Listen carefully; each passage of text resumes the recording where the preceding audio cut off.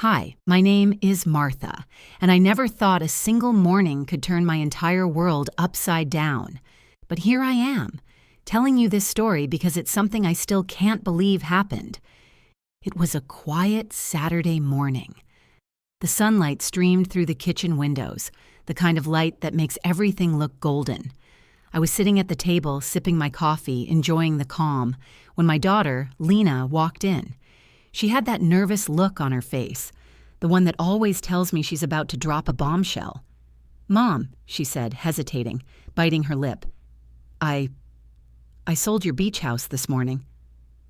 For a moment, I couldn't move. I couldn't even breathe. My coffee cup shook in my hands. "What did you just say?" I asked, my voice barely a whisper. She swallowed hard. "I know it sounds sudden, but I thought it was the right thing to do. The house, the bills, the upkeep. It was getting too much. I thought this could help us." I sank into my chair. "The house? My house? By the ocean?" I asked, stunned. "Yes, Mom. I know how much you loved it," she said softly. "I didn't want to worry you. I thought this could be a fresh start." My lips pressed together.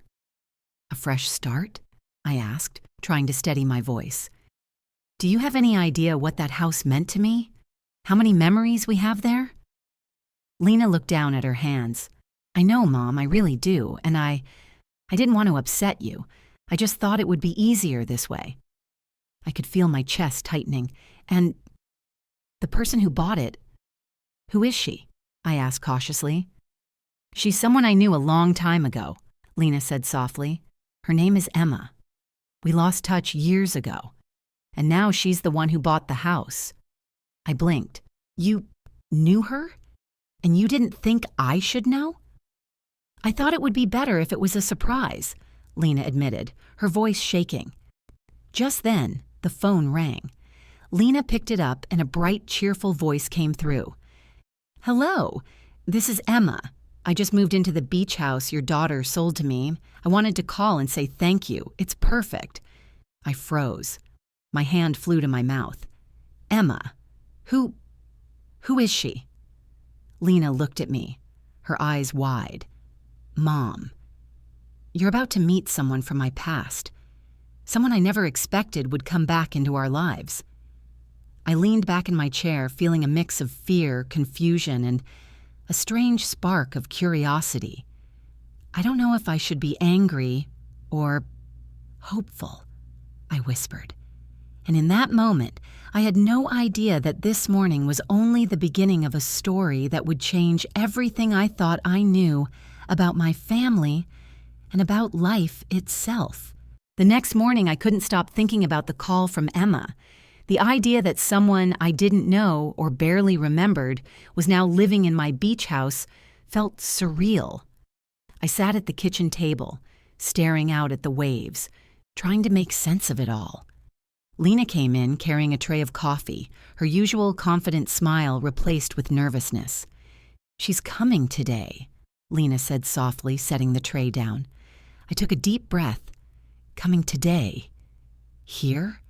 To meet us?" "Yes, Mom," she said. "I thought it would be better if you met her sooner rather than later. You need to see her. Understand why she bought the house." I nodded slowly, though my stomach was twisting with anxiety. What could this Emma possibly want from us? Why had Lena chosen her to take over the house that held so many memories of John and our life together? A knock at the door made me jump. Lena went to answer it. I followed cautiously, my hands gripping the counter. When the door opened, I saw her, Emma, standing there with a bright smile and a bouquet of wildflowers. Her hair caught the sunlight in a way that made her almost glow. She held the flowers out to me. "For you," she said softly. "I just wanted to say thank you, and I thought these might make the house feel a little more like home." I stared at her, unsure whether to smile or retreat. "Thank you," I managed to whisper. Lena stepped aside, giving her room. "Mom, she's really special," Lena said quietly, Emma smiled warmly at me. "I know this might feel sudden," she said, "but I've always loved this house. When I heard it was for sale, I knew I had to have it, and I promise, I'll take care of it. It'll always be your home in a way." I felt a lump in my throat. Somehow, her words were comforting and strange at the same time. She didn't feel like a stranger, Nike. But also, I couldn't shake the feeling that her arrival was fate. I don't know what to say, I admitted. I wasn't expecting this. Emma laughed lightly. "I know it's a lot. Believe me, I didn't expect to be standing here either, but meeting you, it feels right." I glanced at Lena. "Did you plan this?" Lena shrugged, trying to look innocent. "I just thought you two should meet, that's all." I turned back to Emma, studying her face. "You knew us before?" I asked cautiously. Emma nodded. "Yes, I knew your family a long time ago, and when I found out the house was for sale, it felt like the right moment to come back. For some reason, hearing this made me feel lighter. Maybe it was the way Emma spoke, or maybe it was just seeing Lena happy and hopeful. But for the first time since the house had been sold, I felt like maybe this ending could be a beginning. And in that moment, I realized the story of the beach house, of Lena, of me, and even of John was far from over. After that first meeting with Emma, I couldn't stop thinking about her. There was something familiar about her, something that tugged at memories I had long buried. Lena noticed my pensive silence and gave me a reassuring smile. "Mom," she said softly, "I think you'll like her more than you think." I wasn't sure if I wanted to believe her. I had lived in that house for decades, shared it with John, raised Lena, and kept so many memories locked away in those walls. The idea that someone else could step in and feel at home, it felt almost wrong. But when Emma returned that afternoon carrying a small basket of cookies, I found myself curious. "Hi, Miss Martha," she said brightly, setting the basket on the table. "I thought maybe we could spend some time together today. Just talk. I've always wanted to know more about the family who lived here before me." I studied her face. She looked kind, genuine, and nervous, just like I had felt the morning she first called. Somehow that made me lower my guard. We sat in the living room, the sound of waves crashing in the background, and I watched her carefully. "You knew us years ago?" I said cautiously. "How?" She took a deep breath. "I was a child back then. Lena, you may not remember me, was a friend from school. I moved away suddenly, and we lost touch. But this house, it always stayed in my heart." I felt a lump form in my throat. Memories of old photographs, birthday parties, and laughter with Lena's childhood friends came rushing back. Somehow, Emma had carried that history with her all this time. Then, as she unpacked a small trunk she had brought from the house, her hands trembled slightly. She pulled out a worn, leather-bound notebook and handed it to me. I found this while cleaning an old storage room," she said. "It belonged to someone who loved this house very much, someone you know." I took the notebook carefully. My hands shook. Inside, I recognized John's handwriting immediately. My late husband had left messages, notes, thoughts, things he never spoke aloud. As I read the words, my chest tightened. I never knew he felt this way," I whispered. "All these years, I thought he left too soon, that he didn't care anymore. But this..." Emma nodded. "He loved you, Miss Martha. I know it's a lot to take in, but he left these for you because he trusted someone would deliver them at the right moment. And maybe that someone was me." Tears blurred my vision as I clutched the notebook.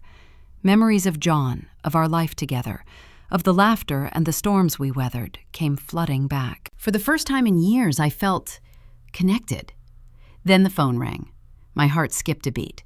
Lena answered it and motioned for me to listen. It was a lawyer, someone handling John's estate. "Mrs. Martha," the voice said, tense and serious, "we've discovered something important." "Something in the estate. Something about the beach house. It changes everything."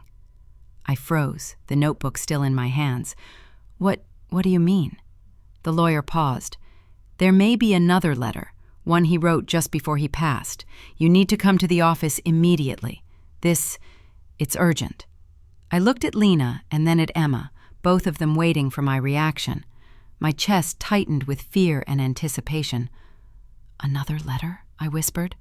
Emma reached out, taking my hand gently. "Mom, maybe this is why fate brought us all together." I nodded slowly. The waves outside crashed louder, almost as if echoing the storm I felt inside. Whatever was in that letter, I knew life was about to change forever. I barely slept that night. My mind kept going over the words from John's notebook, the way Emma had handed it to me, and the lawyer's ominous call about another letter.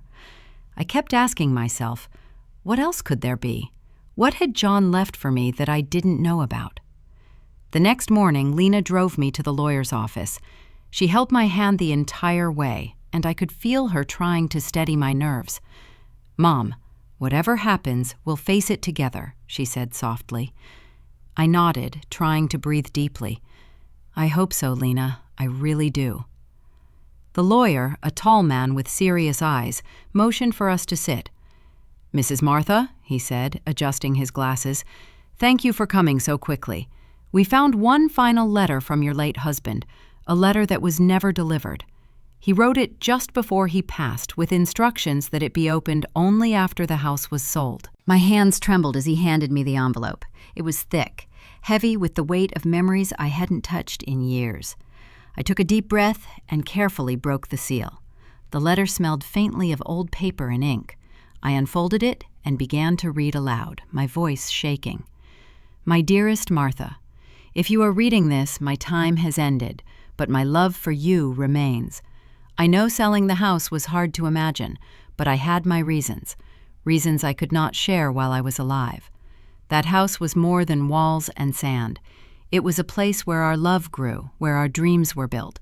And now I have chosen its next owner carefully. She is someone I trust will carry the spirit of our home forward.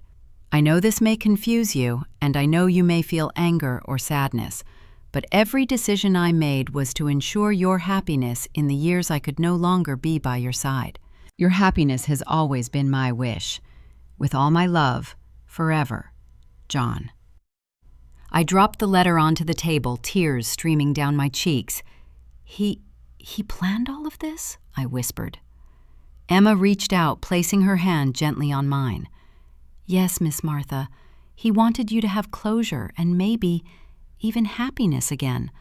That's why he made sure I'd buy the house, to bring life back to it and to you." I looked at Lena, who smiled softly. "Mom, endings aren't always what they seem. Sometimes they're just beginnings." I felt a warmth in my chest I hadn't felt in years. I looked at Emma and Lena, my eyes full of gratitude and wonder. "Thank you for bringing life back into my home and back into my heart." Emma smiled. "Thank you for trusting me. This house isn't just walls and sand. It's memories, stories, and now a new chapter for all of us." I stepped outside onto the porch. The ocean stretched endlessly before me, waves crashing like a heartbeat. I took a deep breath, letting the salt air fill my lungs, and for the first time in years, I laughed, full, joyous, and free. Lena hugged me tightly. "Mom, see? It's never too late for a new beginning." I looked at Emma and said softly, "Welcome to the house, Emma. You're part of its story now, part of ours." The sun dipped below the horizon, painting the sky in shades of pink and gold. I realized that this house, these memories, and the people around me, they were proof that love never truly leaves us, and that even after loss, even after heartbreak, life has a way of giving us a second chance. The waves crashed, relentless and eternal, and in that moment I knew this was just the beginning of something beautiful.